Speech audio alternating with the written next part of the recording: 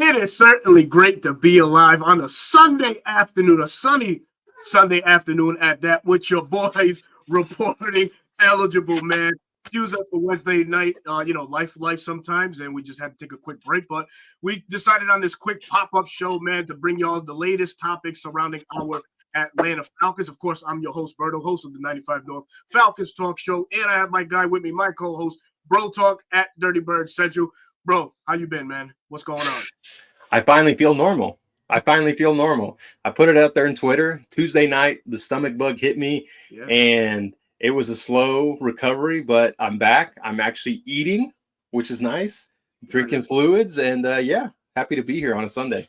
Nice, man. We definitely appreciate everybody that's taking the time out of their busy Sunday fun day to join us on this quick pop-up show like we spoke about. Got some things that we have to clear up and cover regarding our Atlanta Falcons. First topic off the rip, man. I know that myself, Bro Talk, the Falcons fan base is tired of hearing the elephant in the room guy, and that is Kirk Cousins.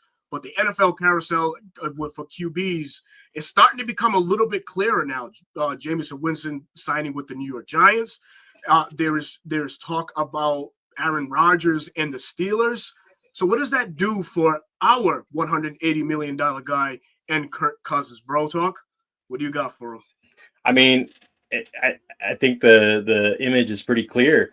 His options are limited, and he's the one that's limiting his options with his no trade clause. So all the reports saying that, teams are calling about Kirk and, the Falcons are having to turn him away. Well, that's because of Kirk.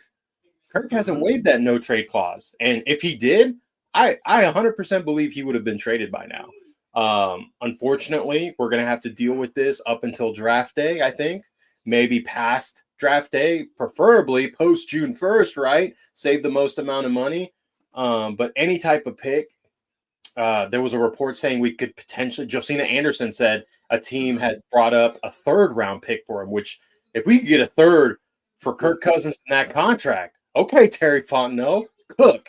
But the reality is I think the most we can get with him is a seventh, maybe a sixth, just for a team to say, okay, we'll take this contract off your hands. Here's kind of like our comp pick that we got in the seventh. Here you go. And the Falcons will say, thank you very much. But I think the Browns really are the only team left, because I think Russell Wilson is either Steelers or Giants based off what Aaron Rodgers does, Steelers or Giants. But, the Browns are limiting themselves. I know they just signed a quarterback, and everyone was kind of like, oh, they traded for Kenny Pickett. Kenny Pickett's no QB1. Kevin Stefanski's fighting for his job. Yeah. There's no way he enters the season with Kenny Pickett. So I think the Cleveland Browns and the connection with Kirk Cousins, I think that's still the most likely destination for him. Yeah, no, and there's so many reports. You brought one up about Josina Anderson, and shout out to her, man. Always doing incredible reporting.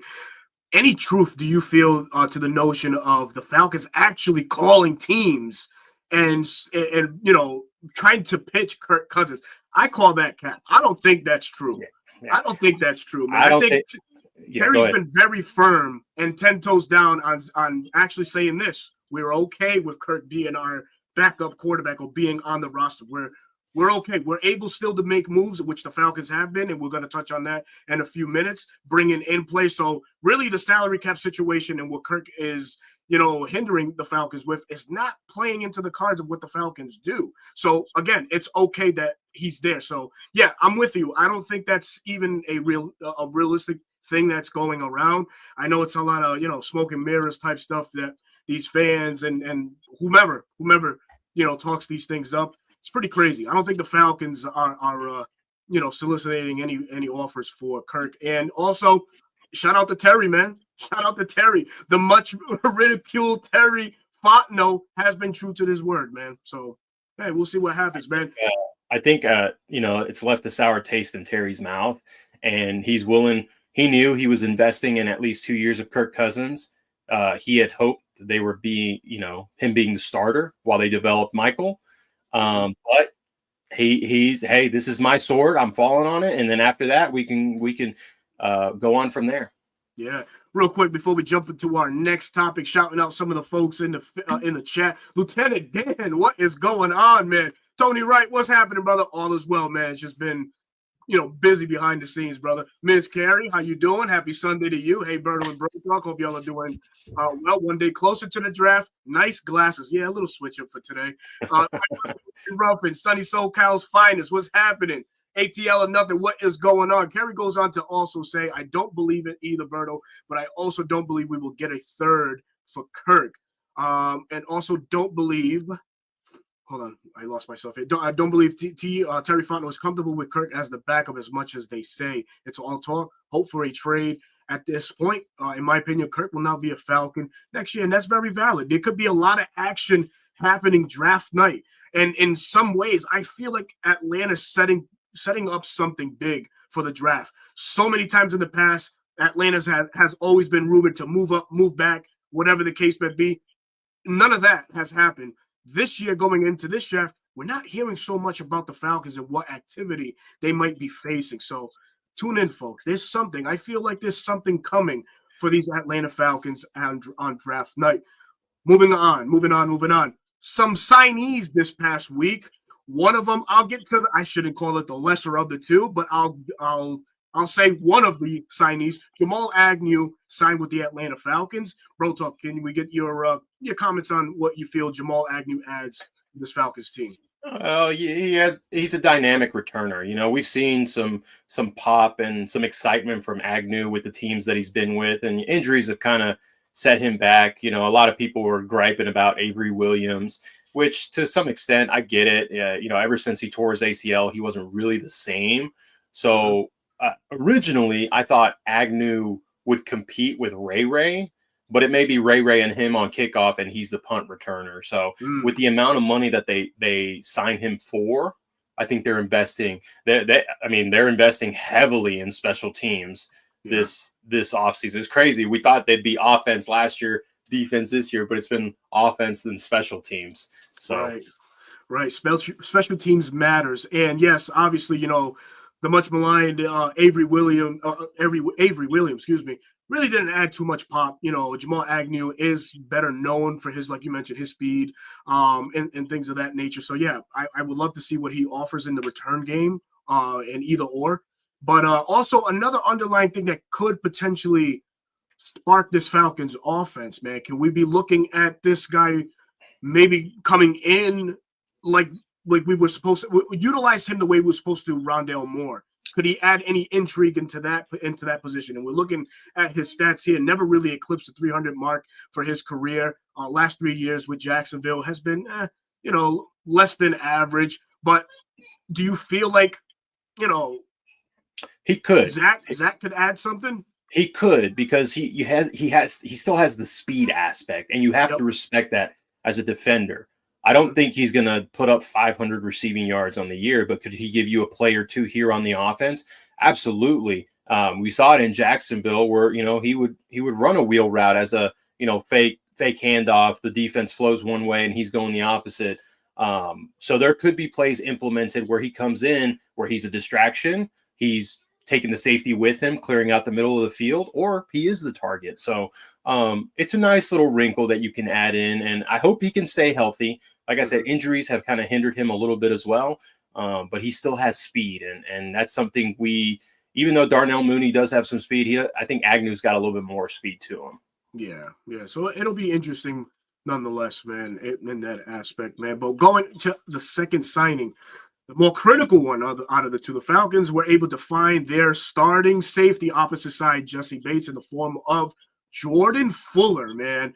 Previously, Carolina, previously of the Los Angeles Rams, knows Raheem Morris. Smart signing by these Atlanta Falcons. Another veteran, another tandem with Jesse Bates. What say you about the notion that's going around the NFL circle or the Falcon circle? This obviously takes, in some people's minds, the Malachi Starks situation from the Falcons at 15. What do you say? Does this change what the Falcons do at 15? So initially I thought it did. But the more I sat on it and thought about it, I think Malachi Starks is still there, because I haven't seen Jordan Fuller's numbers come out, how long the term. I'm assuming it's just a 1-year deal. I think 1 year, 3.5 million. Oh, is that what it was? I think that's right. I could be wrong, but I believe Okay. that's what I saw. Okay. So, which is great. We're getting, value signings at this point, which we expected with the Kirk Cousins contract. If Malachi Starks is drafted, he's the immediate nickel starter. Like Exactly. that's where my mind goes. And if Fuller walks after this next offseason, Malachi can move to the back end, a la Brian Branch. Brian Branch started his NFL career as the nickel for the Lions and then moved to the safety with Kirby Joseph. You extend Jesse Bates, you have a top 2 safety duo in the league, which we thought we were getting with Justin Simmons. Maybe scheme fit, maybe a little bit washed. I don't know. But I like the signing of Jordan Fuller because of the familiarity. He knows what Raheem wants in the box. He run fits very, very well. He does struggle in coverage a tad bit. But when you have someone like Jesse Bates that can help him out and get him in the right spot, I think he can elevate the defense. It's no worse than having Justin Simmons back there. If anything, Jordan Fuller is younger. So he's got younger legs under him. He's a better tackler than Justin Simmons. He's better against the run than Justin Simmons. You could argue that the defense got better in the secondary by signing him. So it's not – everyone was – I want to say this as far as free agency. The Kirk Cousins contract could be a blessing in disguise because, Berto, you and I have talked. This free agency class was weak. There were anyone that had a star that was hitting the market got re-signed before the tampering window. They knew they could not let them hit the market. And anyone that wasn't a star, they were overspending. They were getting inflated contracts. And the Falcons would have had to do the same if they wanted to go get some guys. So Kirk Cousins' contract limiting them to getting value signings at, they're not superstars, but they're good players. They're roster-filling spots. They're roster-filling players. This is about not just signing stars. It's about creating a team dynamic. And I think that's what Raheem and Terry have been trying to do. So a little silver lining in the Kirk Cousins contract. But I like the Jordan Fullers. I do too. And if he can regain his form back from 2021, obviously he's a Super Bowl champ, brings that pedigree to this secondary with Bates and DeMarco Hellams, who is a wild card in all of this. We've yet to know how the Falcons are going to factor him in. Of course, we won't find out till much later on in this offseason, but he's a wild card. He's going into his 30. How does he fit what the Falcons are trying to do, right? That's another equation that you add on. So again, at 15, it should not change. I'm with you. I firmly believe Malachi Starks should still be the pick. Like you mentioned it, and I thought about it too. The Brian Branch situation is probably the best blueprint that the Falcons can follow. Like you mentioned, Jordan Fuller's only on a 1-year deal. Well, I mentioned on a 1-year deal. Quick transition right into that. Boom, we have the safety spot secured for the next God knows how many years, right? So having Malachi at nickel, I would feel a whole lot better than maybe a Clark Phillips at the moment, because now in the slot you're having to match up with number 1 receivers at times, tight ends and things like that. Can Clark Phillips actually handle that? He did pretty good last year, but he did struggle some as well. Now we can blame the scheme because of what Jimmy Lake was trotting out there. But now with the scheme, now maybe a little bit more solid with Raheem and Jeff Ulbrich, Malachi I still think is the safest pick for these Atlanta Falcons at 15. A lot of folks will be up in arms. Oh, but we still have problems at edge. We still have problems at DT, which we'll talk about in a minute.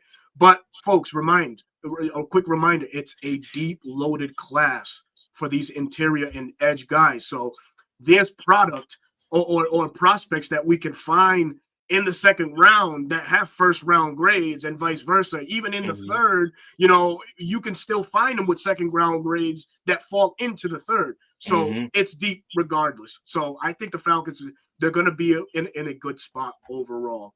So yeah, man, it's interesting. It's interesting what the folks, sometimes listening to other perspectives and how they think. It's cool. It's valued. No shame. But I think there's a little bit more to it when you read in depth, man. So I'm all in on Malachi Starks. I'm all in on this not changing what the Falcons do at 15, man. Yeah, I agree. So moving on, you mentioned defensive tackle, right? Loaded group for the defensive tackle.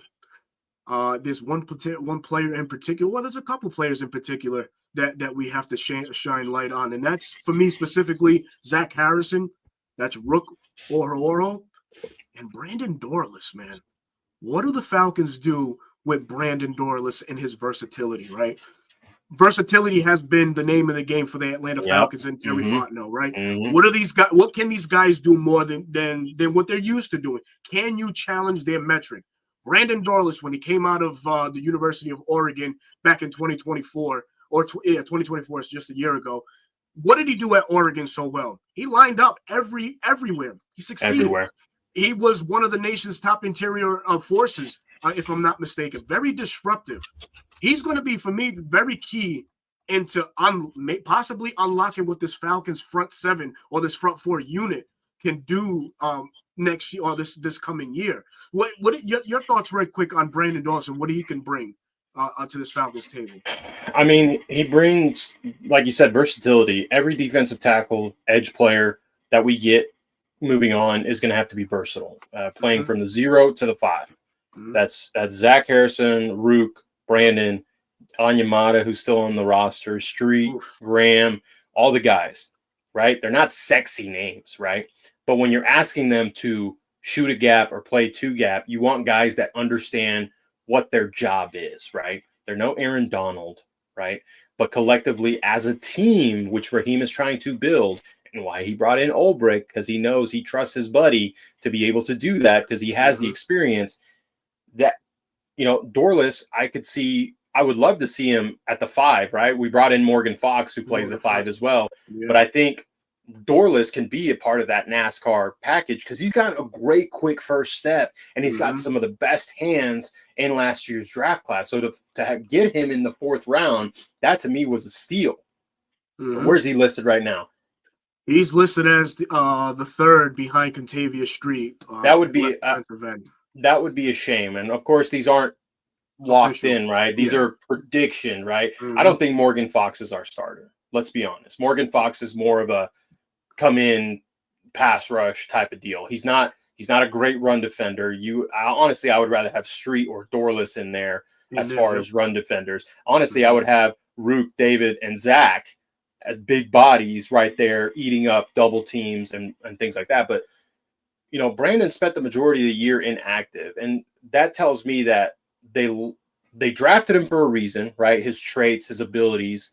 But they didn't feel like he was ready per se. And plus, I think all the contracts that they still had on hand, Grady, Street, Graham, like all these guys that they had under contract that were on their last year kind of made the defensive tackle room crowded. They said, you know what, young buck, let's develop you. That's my mindset because Raheem is big on development. I don't think Jay Rodgers did a very good job of developing. Right. Now they get Nate Ollie paired up with Jeff Ulbrich. Now we're cooking something. Okay. Now we're cooking to potentially unlock Brandon Dorlus. So I'm really eager to see him on the field. I put this out on Twitter. I'm a big Texas Tech Red Raider fan, and Brandon Dorlus was on that Oregon team that went into Texas Tech, and he was one of the players that disrupted former Red Raider Tyler Shuck, right? Quarterback prospect this year. Quarterback prospect, yeah. He disrupted him, forced an errant pass. Jeffrey Bossa picked it off, pick 6. They won the game. That's what Dorlus can bring.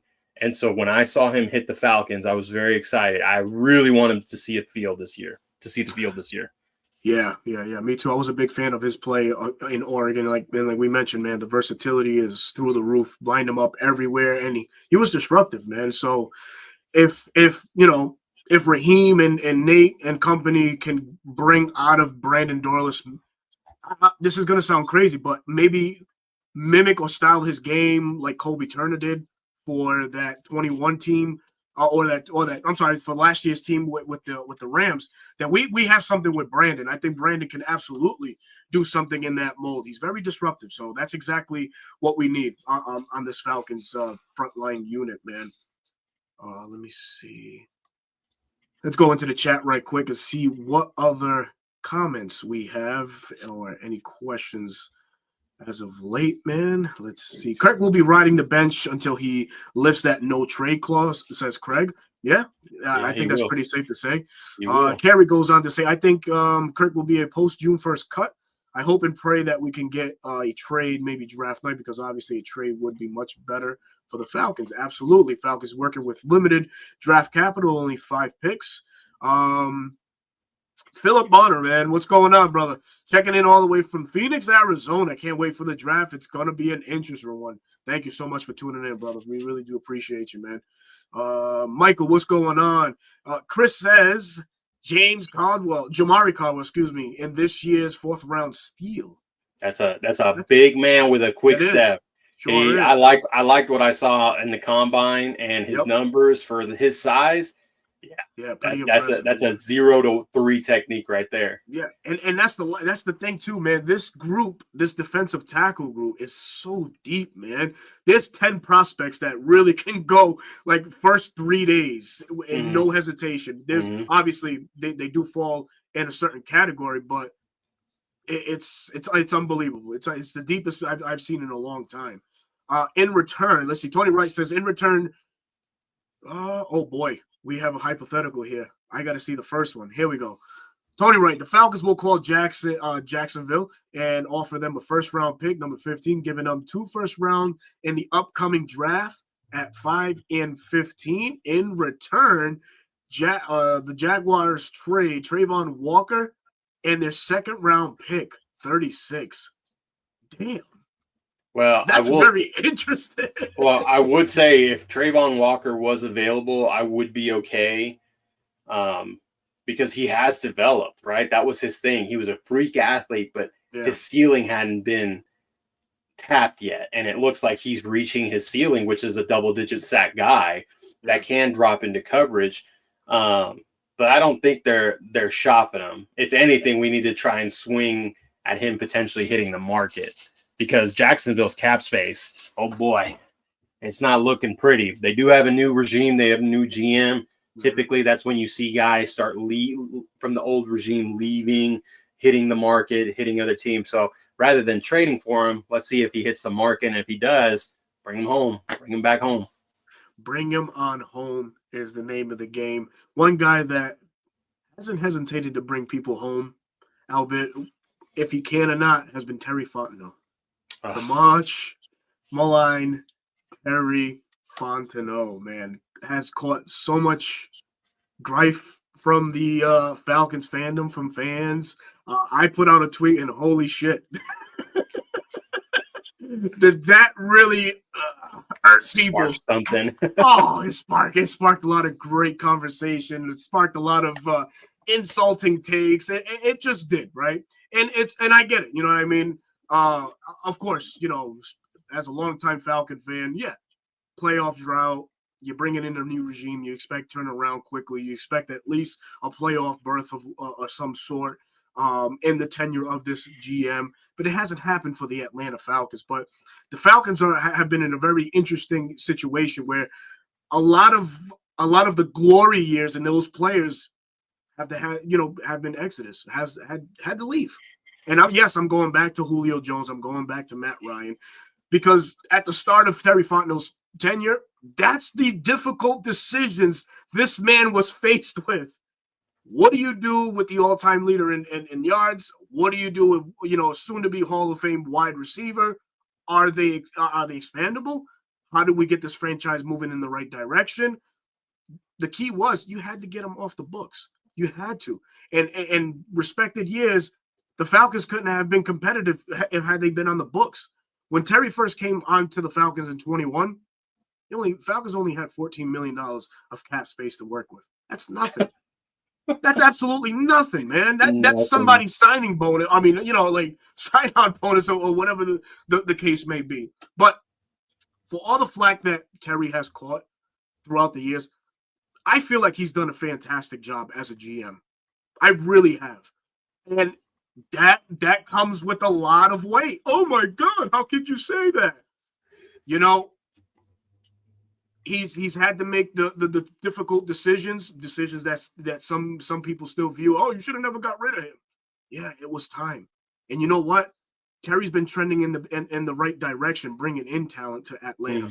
You know, Jesse Bates. You know, there's free agents that are here. We've acquired the likes of Bijan Robinson, and we acquired guys like Michael Penix. BPA has been a thing for Terry, and he hasn't shied away from that. Drake London, as a matter of fact. So I think Terry has done a pretty good job. Now, there's more reasoning behind it, but we do have a little bit of a limited time here. But I just don't think that a lot of the ridicule that's out there for Terry is just, man. So, yeah, I put out a tweet that said, you know what? If Terry can swing a trade and land us a fucking third-round pick for Kirk Cousins, the cheap heat needs to stop. It needs to stop, like, now, because Terry's working. And he has been. Man. Raphael, what's happening, bro? Yeah, with Terry, you know, he came in. One of the first things that happened is Shannon Sharp put Julio Jones on national media, and Julio said, "I'm out of there," because Julio knew what was happening. It's not that Julio was upset. Julio wanted to win a ring. He didn't want to be a part of a rebuild. Right. And, you know, do I wish he would have maybe not done it that way? Well, yeah, but he probably didn't know he was on TV. I don't know. You know, that's bygones be bygones. But Terry was able to get, you know, towards the tail end of Julio's career, he got a second-round pick for him. Mm-hmm. A second-round pick for Julio Jones, who didn't do anything once he left. Let's be real. He didn't do anything. And then the following year, the whole Deshaun Watson fiasco, that was driven by other people, and Terry Fontenot took the heat for it. Do I have 100% confirmation? No, but if you put the pieces together, it points you in that direction. And then after that, it left a sour taste in our GOAT's mouth where he said, you know what? It's probably best that I leave. Okay. He respected his wish. He got a third-round pick for Matt. Mm-hmm. He got a third-round pick for Matt. Matt played one more year in Indianapolis, and then he retired. Now he's killing it at CBS as a broadcaster. Then he has to deal. Let me back up a little bit more, even more. Okay, guys. I'm going to tell you right now. I'm going to look you square in the face. Terry Fontenot's job is probably secure all the way through the 2026 season. He's not getting fired. I don't think he's getting fired this year. Why? Well, you're supposed to build a roster, winning championship roster. Yeah, no, I agree. Right? When Terry came over from New Orleans, he was a scout for the pros. He was not a draft scout. He was the guy that went out and looked at free agents to go acquire them. Okay, so that's why he's so good at bringing in who's he brought in? Jesse Bates. He finagled Justin Simmons, Darnell Mooney, like all these guys, right? Typically, when you are entering a new regime, you hire a GM based off what their vision is, right? Of the team. Mr. Arthur Blank, this is what I see. You know, this is what you have. This is my plan. You know, da-da-da-da. And then the owner and the GM work together to hire the head coach that meets that vision, right? Someone that aligns so they work together towards the same goal. Why did Arthur Blank hire Arthur Smith first? No, he went backwards. He Mm-hmm. went backwards. Mm-hmm. Who told him to hire Arthur Smith? Our good friend Rich McKay did. Sure did. And then, oh crap, we don't have a GM. Rich, you can't be GM. I fired you as GM. Right, exactly. I fired you as GM. So we need to go get a guy. Okay. They gave Terry a shot. Mm-hmm. Okay. Terry, why was Terry saved when Arthur Smith was fired? Why? Tell me. That lets you know who was running the show. That lets you know who was running the show. Arthur Smith and Rich McKay were the ones drafting this. And not only that, you had Dean Pease as defensive coordinator, Ryan Nielsen as defensive coordinator. Thank you. Then you had Jimmy Lake, which is a Raheem. That was on Raheem, right? That was a failed thing. That's a failed thing. Now you have Jeff Ulbrich, right? You have now a fourth defensive coordinator. Thank you. Who you are trying to develop these players to learn playbooks, and then hey, guess what? Throw that out. We're not doing that anymore. Yep. Hey, throw that out, by the way. We're not doing that anymore. Exactly. Right? So Terry Fontenot is put under the thumb when two other guys were drafting these draft classes. Did Terry have a say? Maybe, right? Yeah. He probably had some little input. bit of say. Yeah. But honestly, if I thought Terry was the guy calling the shots, I think Justin Fields would have been an Atlanta Falcon, not Kyle Pitts. Not Kyle Pitts. And that ends the notion right there that Pitts was not a TF pick. That was an Arthur Smith pick. That's it. Arthur Smith brought in, wanted to recreate his glory days from Tennessee. And then they bring in Raheem Morris, who aligns with Terry's vision, right? Sure in the trenches. New Orleans, what have they focused on and been so good in the trenches? And that's where Terry 100%. Comes in. So if you look at the draft classes, why has Terry not been investing in that? Oh, look at last year. What were the first three out of the first 4 picks taken, right? Yeah. He got his franchise quarterback now, and he invested in the trenches. So that tells me that Terry and Raheem are locked in like this. Now they are. Exactly. Now they are. So if Terry gets fired, so is Raheem. Correct. Okay. So that's why I don't think he's going to get fired this year. Now Rich McKay's more further removed. Now Terry has more say. And now, yes, Kirk Cousins was Terry's. Yep. But Terry knows he messed up.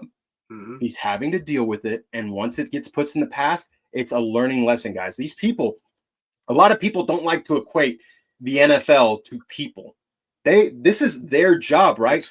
They make mistakes like any other person, especially when it's your first time in that position. Berto, when you were a first-time manager, did you make mistakes along the way? Absolutely, man. And they're all learning experiences, man. And they're all learning experiences. And a lot of people like to say, well, Terry's arrogant. Terry's arrogant. How do you know? You don't know. I don't know. I would like to think he's not arrogant because if you look at the draft classes, right, even though Terry really hasn't been involved, this one has the most upside. Exactly. It's yet to be seen. I'm not saying it's a home run, right? We have to see things play out, but it has upside. Now, this next class where he only has 5 picks, let's see what he can cook up, right? This will kind of say, okay, Terry, I see you. Or, okay, maybe he's not ready to be the GM. Yeah. That's why a lot of people, when they come at me and they're like, man, you defend Terry. I defend him to a point, right? When it's unrational thinking, yes, I'm going to defend him. But when I think he did something wrong, I'm also going to think that. Of course. Yeah. Right? I like to be fair with everyone until the point where it's like, you know what? You're not learning from your mistakes. A la Arthur Smith. I like to give him chances, but he did not learn from his mistakes. None whatsoever, man. And so now Terry, he knows the fan base wants his head. Raheem knows that too. Arthur Blank knows that. But Arthur Blank knows, I would like to think, right? He's not getting any younger. He wants to win. Terry wants to win, right? Anyone that says like Terry is sabotaging that, in what right mind? If you let's say you worked at Target as a VP and then you got promoted to Walmart as the president of the company, you tell me you would sabotage the company to lose your job? How does that make any sense, guys? None whatsoever, man. None whatsoever. It makes none whatsoever. So it's fine. Everyone can have their opinion. Just know where I stand is Terry and Raheem. I don't think they're going anywhere after the season, playoffs or not. Yep. Love the playoffs, right? I want them to make the playoffs. But even if they don't, Arthur Blank has now been convinced by Raheem probably and Terry that I'm sorry, sir.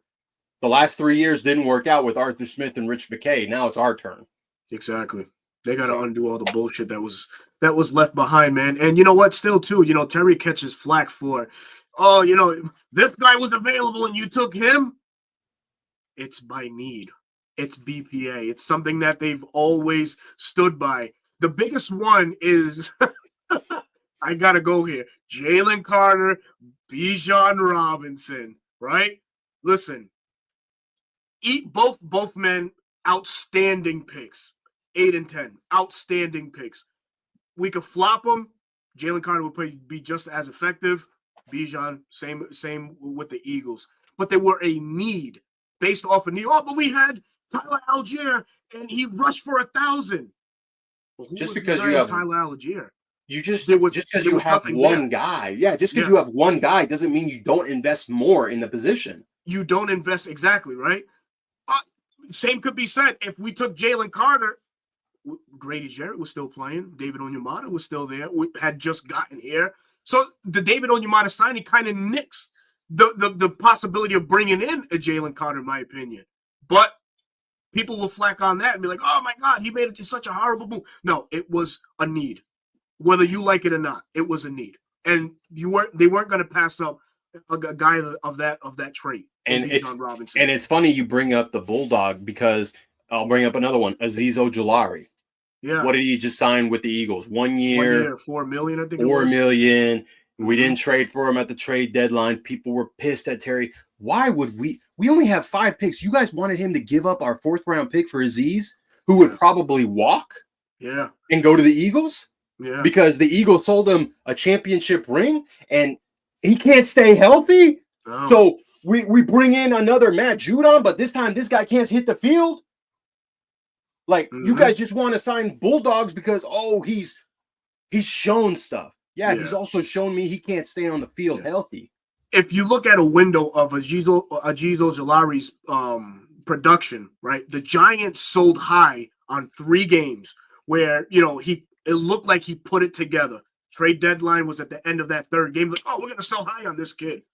Bro, if we would have gave up a 2nd round pick, we would have fucking got finessed this year and had a lesser deck to play with in terms of picks. We would have been just a 1st, a 4th, and 2 7s. You had people in the media butchering Terry's name because he's not willing to give up that 2nd round pick for Azeez when Terry knows, why am I going to compromise this team even more in their future if I know I'm going to be here? Why am I going to make my job harder? When I haven't looked at the free agency class for next year, but I'm assuming it's a good one. I know Jalen Phillips. What's his name from the Dolphins? Yeah, I know he's going to be a free agent next year. Sure is. Sure okay. Is. What's the draft class look like next week? It's heavy quarterback, right? It's heavy quarterback, so we don't need one. So hey, by the way, you want to trade back into a 1st? You got to give up. Terry. A lot of people think that the GM and coach are only thinking to next year, which yes, they are, but they're also looking 2-3 years ahead on what could happen, and it's all scenario based, right? When one domino moves, okay, now we have to adjust our plan to whatever happened, exactly. Right on.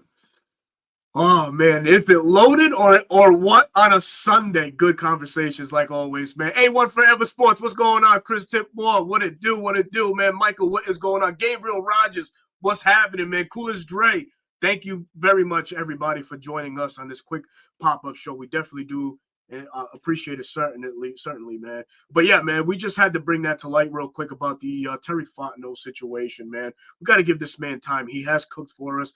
He's brought in free agents, and we've gotten the best out of the free agent signings that we brought in, other than the Kirk Cousins situation. And that situation in itself, he couldn't have predicted for Kirk to fall off the way that he did. I don't think anybody could have, man. I mean, he showed signs, right? Of course, the Steelers game, the Steelers game week 1, you're like, oh man, I don't know about this one. and then the second half of the Eagles game, and then we went on a little winning streak, or the Chiefs game, it was right there. The Seahawks game was a bad game for the whole team. Oh my God, as a whole, right? And so now you're sitting at 6-3, and then boom, downfall. Absolutely, man. Absolutely, man. They do call him Superman, Chris, with those Clark Kent glasses. I had to add something else on. Thanks, man. Definitely, man.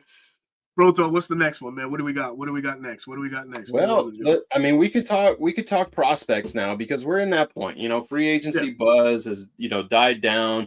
You could talk about the cap space. Falcons haven't made any type of restructures. They could be in the waiting game. We have all the way up until, I believe, the start of the year to get cap compliant now. So they could be waiting it out, right? What's going to happen with Kirk? So there's no rush there. Everyone talks about, well, you could have freed up money here. You could have freed up money there. Again, why are we freeing up money and kicking money down the road for guys that would just get overpaid and inflated contracts? This was not the year to do it. No. Oh, I'm tired about, missing out on guys. I'm tired about this. You want us to overspend, right? I know a lot of people didn't want Kirk, but we overspent in a position that we needed to, right? And then it didn't pay off, right? Right? What if I know Danielle Hunter's killing it in Houston, but But what if you didn't kill it here in Atlanta? Exactly. Oh, Terry And did such a bad job bringing him in. Why would you pay this guy this kind of money? Yeah. You know, and No. there were reports out there that Terry offered the same money that Houston did, but guess what? Daniil Hunter's hometown strings in his heart strung, and he wanted to go home. There's nothing like you're telling me you have an opportunity to go play in your home city, and you're not going to take it? Please, fuck please. That, man. Yeah, this one right here, I agree with 100%. Them signing Felipe Franks makes. It's hey, look, it's an unguaranteed contract, right? It's only 1.1. Yeah, it's a camp battle thing. It's a special teams move. Period. Man. That's all it is. When I saw that, I was like, man, is this? I was like, you gotta be kidding me. Yeah, is this a pre-April Fool's joke, man? What's going on, man? We got a great question here by Oscar here. Oh, Oscar, what's up, guys? Quick questions. Do these free agent moves make it feel like Terry is planning to trade back a few spots? I said that at the beginning, man. I feel like this draft, for all the conversations had in the past, Falcons would do this, Falcons would do that. Nothing actually ever did happen. This year, we're not hearing any of that, which makes me feel like these moves, are setting up Atlanta to move down and acquire more picks. But I think the another question should be asked: how far back should the Falcons drop back to? We made up some scenarios. The Broncos is for sure one. Bleacher Report, thank you for taking my idea. Number two. Number two, the Los Angeles Chargers, Pittsburgh Steelers are other options. But realistically, who's going to give up the most, right? That's the other thing. I think the one you could really strong hand and see, and the furthest I'd be okay falling to, is the Houston Texans at 25. 25. They signed a bunch of like Joe Schmo offensive linemen. They need to invest heavily, and there are a lot of good guards. Potential offensive tackles, like if Armand Membeau falls and he's there at 15, Terry calls everyone that needs an offensive lineman and say, "Hey man, Membeau's not going to be here. You that would be someone I'd be okay falling to." Or even Booker from Alabama. Tyler Booker. Because okay, sure, you miss out maybe on Starks and maybe Jahad Campbell's gone, Jalen Walker. I'm out. By the way, guys, I'm out on Jalen Walker. Michael Williams, Kenneth Grant might be gone, but they're still good. You've been saying it numerous times in the show. It's a very deep and loaded class. Walter Nolan might be there. Well, the kid from BC, Donovan Ezeruka, might be there. Even Mike Green. Mike Green is still the Green Hive, my draft day crush. That agenda is still alive. Yeah. You know who I've been warming up to? And shoot it down. I trust your instinct. Nick Scorton from Texas A&M. That's been a guy I'm warming up to his game. I'm warming up to him too. So what I didn't know, and I found out more as the offseason went, is A&M asked him to put on weight. Yep. And watching his film from Purdue, you see the guy that everyone expected, and he had the production there. He was about 20 to 25 pounds lighter. He's already lost that weight from A&M, and you see the quick step, the hands, the bend, and things like that. I wish he was a little taller with a little bit longer arms, but if he can move people, get hands off of him, no problem. I mean, he went up against Armand Membeau. I'd rather him over Shamar Stewart, honestly. Yeah. Shamar Stewart is a freak specimen, but athleticism only gets you so far in the NFL. Sure does. Right? Yeah. That is someone I would be warming up to in the back end that I could see be taken in the later round. Here's what Gabriel Rogers says. Yeah, I'm surprised that there hasn't been talk about us liking Barron. Barron, a versatile DB, could play inside, could play outside, I think he could even play safety too. I think the kid's that versatile. The problem with him is the business decisions he makes when it comes to, tackling the running back. Sometimes he's very prominent in there, and sometimes he's not. He's more of a ball hawking, prospect than anything. I think we need a jack of all trades, and that's where Malachi Starks kind of does it for us. So I'm gonna interject on that, making business decisions, because I will say last offseason when I was watching film on Quinyon Mitchell and Cooper DeJean, they both also made business decisions. And then when I watched them transition to the NFL, I mean, hell, we saw Cooper DeJean decleat Derrick Henry. So it could translate from college to the NFL. Maybe it's because he knows he's got the NFL and this is his job for it. Hold on. What did What Time for the Fan say? Yeah, I lost my train of thought. I lost my train of thought. What did he say? Hold on, let's bring it up. Shout out to Jack Spade and the illustrious group over there. One Time for the Fan, made up of T. Will and also Miss Carrie. Jack Spade, another fantastic podcasting that brings you all Atlanta sports, Atlanta Falcons specifically. Please make sure you go click and hit that subscribe on One Time for the Fan, A1 Forever Sports as well. How much money Berto get for the Lamborghini deal? I heard he living the fast and furious lifestyle up north. We need Lambos in Atlanta too, bro. I don't even know what to say to that. Don't worry, Jack. His best friend's Bruce Wayne, so he's got that Lambo. Man, that's crazy, man. Hey, crazy. To answer A1's question, how about Kenneth Grant? I would love Kenneth Grant. Yeah, that's a dude that would eat up two guys and still be able to get to the quarterback or the runner and get a TFL. Initially I was like, man, I don't know about Kenneth Grant. I have Walter Nolan above him, but yeah, I'm starting to think kind of like you, Berto. I like Kenneth Grant more than I do Mason Graham. I do. I really do. I honestly think they're going to draft the wrong DT in the top 5 if we're talking about Kenneth Grant and Mason Graham. But hey, that's fine. If he's there for Atlanta, we take him. Oh, yeah. Bring it. Hell yeah. This is an interesting scenario, too. I think I touched on this the last time we were on. But, Jeremy, thank you so much, man, for the shout-out. Great show, Bertos. I think we're going to trade down to 30 with the Bills and take the top edge remaining.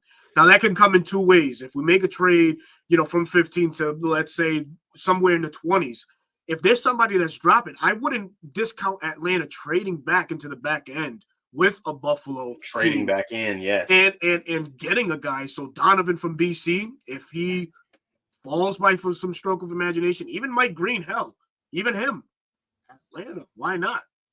Why not come up and get your guy? Now you're getting 2 first-round picks, talent at that from the first round. We saw that happen. What year was that with Lindstrom? 18? 19 with Lindstrom 19. And McGarry. And McGarry, I did not expect us to trade back in, and we did for McGarry. Yep, we traded with the Rams. Invested in the trenches, so you could see someone like that where Donovan Azaruka is falling, and we take a Kenneth Grant or Walter Nolan, and then we double dip. That would be amazing because you're showing your fan base we are investing. And then Nathan, Alfred Collins. Oh, I love Alfred Collins. Hook 'em horns when it comes to Alfred Collins. More than Deion Walker. Yes. Something wrong with my mic. Yes. Keep saying Deion Walker. They're the same weight, 2 inches shorter, but Alfred Collins moves his weight a lot better than Deion. He does, man. I've been a fan of Deion Walker's work for a while, but yeah, definitely. Here's another name that's coming up a lot. Q Robinson. I think he has a private workout coming up with Atlanta, or had one. Cody Simon, another Ohio State linebacker, and Malachi Moore too from Bama, the safety. I'm not so high on Malachi. I'm okay on Cody. We already took a late round Bama safety. Come on now. Yeah, but Q Robinson does spark an interest. He is a project though. So he is a project, and he's had injury history at Bama. Yeah.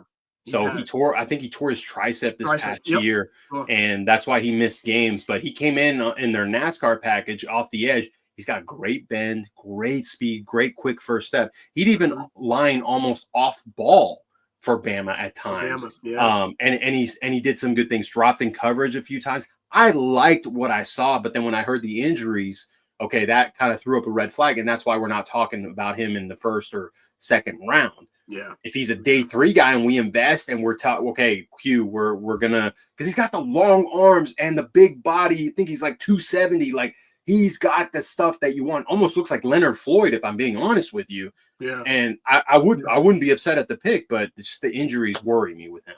Yeah. Let's see. A1, he says, I took Donovan Azaruka at 31 in a trade back with KC, then took Kenneth Grant at 35 in a trade up. Dude, this would be huge. Feeding families. Dude, that would be amazing. Huge. That would be huge. Yeah. And this gentleman, Dan Jackson. Is that the Georgia kid? That's the other safety that had a really good pro day, really good numbers, showed his athleticism. He's more of a box safety to me. He's not really a coverage guy. He's a hard hitter. He's a hard hitter, but he's more of a box safety to me. You know who reminded me of a lot? Jeff Heath. If you remember Jeff Heath, the former Dallas Cowboy. Oh safety. My God! You want to talk about cover, dude? I live in Dallas. People loved and hated Jeff Heath. Yeah, coverage liability, big time, and big time. got hit stick by Julio too. Remember that? Yes, he did. Yes, he did. Off that would be INT, man. He would be a 4th round steal. So yeah, there is a lot of great prospects in this draft. I think another sleeper for me is the safety out of Penn State, Kevin Winston Jr. He has good top line speed. I think he can bring some value to the Falcons in the later rounds. Another guy that isn't really talked about because it's a small school, Cal Polytech, Elijah Ponder. You want to talk about small schools? Give me David Walker, baby. Give me David Walker. David Walker, man. Central Arkansas's very own David Walker, man. Long arms, 5'11". He barely cracks the 6 foot. He's 6 foot. He's 6 foot. He's 6 foot. He's like 6. Brandon Graham's build, man. But yeah, it's unbelievable the way he uses.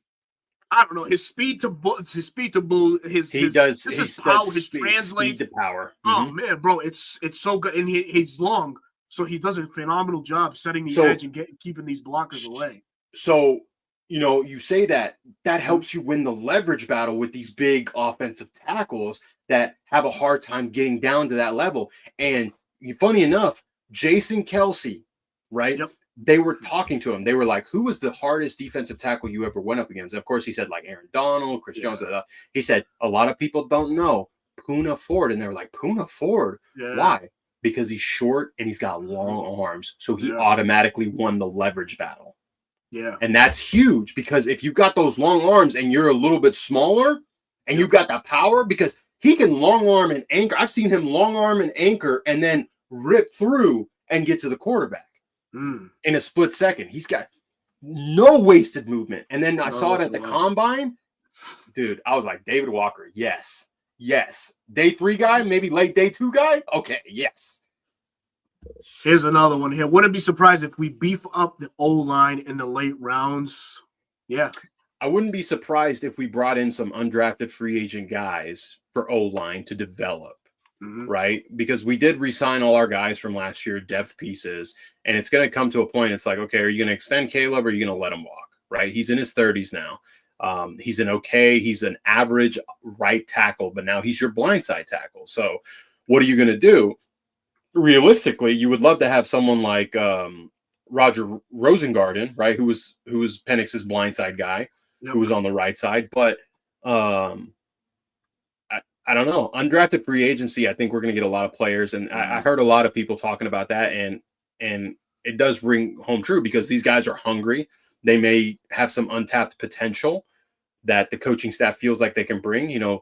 Before D. Alford left, that's who D. Alford was. He was an undrafted D2 guy that was hungry to prove himself. He proved himself to win that starting spot. And then, we gave him some film and now he's trying to land on another team.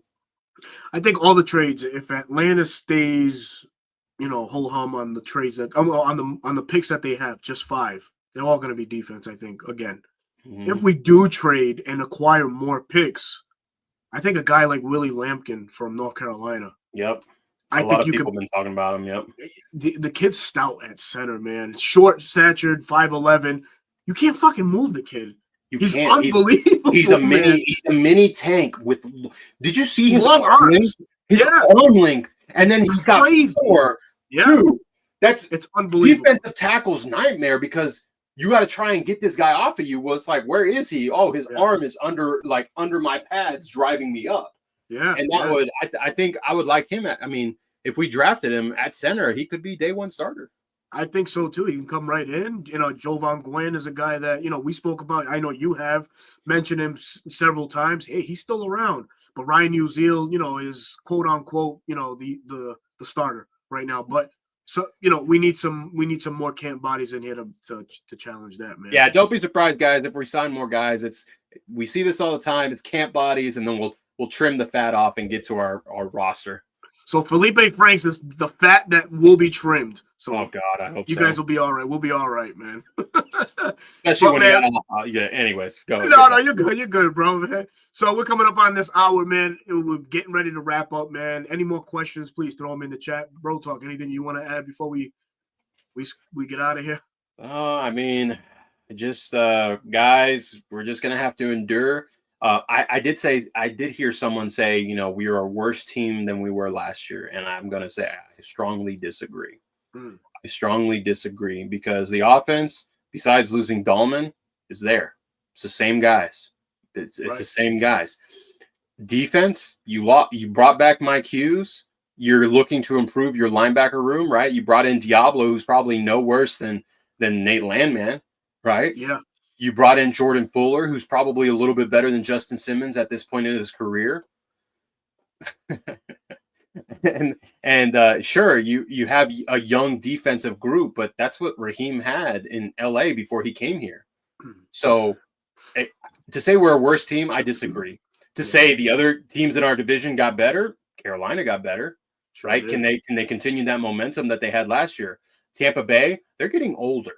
Yep. They're getting older. Did they get better? I don't think so. I think they're the same. Mm-hmm. They barely skirted through the division, which is honestly, I think the division comes down to us and Carolina this year. Yeah. So here's the thing: the Felipe Franks live again, die again scenario or situation. I blame this man right here, Uncle Steve's Lounge. Who's Again, that? much love and shout out to our favorite uncle, Uncle Steve's Lounge, podcaster as well for the Atlanta Falcons. You can find him on YouTube. Please click hit that subscribe button. So many great channels that he has, or great segments of the Monday Minutia, the Sunday Brunch. Gotta love what Uncle Steve does for these Atlanta Falcons. But he is the biggest Felipe Franks. Why? Man, I'm telling you, Felipe Franks is back because Uncle Steve has something to do with it. Uncle Steve's on the payroll. That's what it is. So he can pull moves like this. And I'm tired of seeing it, Unc. I'm not going to stand for it no more. But just bullshitting, man. Shout out to you, Uncle Steve. Hope you're doing well, man. Escobar, I think we answered that, or Bro Talk answered that. Yes, I think the Panthers are in the mix, especially if they can carry from last year's momentum. They've had an outstanding free agency class. They have a third place schedule this coming year because they finished third, so they'll have a lighter schedule. Well, quote unquote, we had a lighter schedule, but it turned out to be a really hard one. Sure. Let me see. See. We signed a player on defense at every position of need before the draft. Yeah, so you don't have to go need. You go with the guy that you think you can BPA, right? BPA defense, whether that's edge, whether it's linebacker, whether it's nickel, whatever. So that helps you not be forced to feel like you have to take a need on a guy. Yeah. Here's this last one here. What's the chances of us trading for Parsons or Hendrickson? I think that go ahead. I'm sorry. I just gotta say this real quick. Let's bring them up to speed with the Hendrickson situation. As of today, the contract talks have stalled. So I didn't hear that. Okay. Yeah, okay. So they're done. They're done talking for now. Is this a possibility now? Hendrickson has threatened to sit out the entire season, which is cap. I don't think that you will, brother. There's only one person that maybe almost did it, and that was Hassan Reddick. I don't think you want to go that route. So your best chances are is to report, and hopefully they trade you behind or they sign you to a lucrative deal. I think the chances are better in acquiring Henderson than they are Parsons, to be honest, at this point. Yeah, Jerry Jones has come out. He says he loves Micah, and he's going to wait down to the wire to extend him like he did with Dak, like he did with CD. Freaking Jerry Jones. Bro Talk, tell your partner I'm buying a extra small. Brother, not even at birth was I an extra small. Does he have to wear it on stream? Yeah. Man, oh man, you gotta love it, man. Anyways, but yeah, the chances, I wouldn't hold our breath on it. I think Terry and crew have kind of shifted their focus. Like, okay, if we can get this done, great. If not, we're gonna focus on the draft and getting guys that we want to develop and be a part of this team. Oh man, definitely. Man, don't you stop that, Michael. The Tory McMillan is not coming to the Atlanta Falcons, man. I mean, maybe it's wide receiver McMillan. That Oh, 11 man. that 11 personnel would be nasty. Nasty. Right. And, I did a quick bit with Trevor Seacom from Pro Football Weekly a couple months back. And he actually suggested a wide receiver for the Atlanta Falcons in the second round. I'm like, ooh, it's a stretch, man. I don't know, man. I don't think so, man. I don't think it's going to happen, man. But, man, Bro Talk, let the folks know where they can find you, man. Please plug in your socials. Thank you guys for being here, spending a Sunday, an hour of your time with us. I'm actually going to go play some flag football after this. Pray for me. No injuries. Okay. No injuries, right? I am older, so we're going to be hitting that warm-up routine. Anyways, at BK Squared is my Twitter handle. I'll be back posting daily my thoughts and if you want to conversate with me and see what's inside my head. But daily on TikTok, Dirty Bird Central, and then YouTube, almost got it down to weekly. Dirty Bird Central as well. I'll be potentially tapping into Jordan Fuller tape, maybe some Morgan Fox tape, and then maybe do a full first round mock for the entire NFL and see how crazy I can get with the trade. So thank you guys. Awesome, man. Awesome, man. Appreciate everybody coming out today on this Sunday afternoon, man. Thank you so very much. I'm your host, Berto, host of the 95 North Falcons talk show on YouTube and your official Falcons content creator on Bleacher Report. You can catch me there live every Wednesday at 6 p.m. Falcons Weekly Topical. I am your host for that. And this week, it's going to be something good, man. So please tune in. Won't tell you what it is. I want to see you guys tuning in 6 o'clock on the Bleacher Report app. That's the newly revamped Bleacher Report app. Still easy to find me like before. But until then, man, we'll give you your Sunday afternoon back. Please enjoy it with your loved ones. And look out for us. We'll be probably back on Wednesday night, 9:30 p.m. Eastern time. But until then, we will catch y'all soon. Peace, everybody. Vamos, Mexico!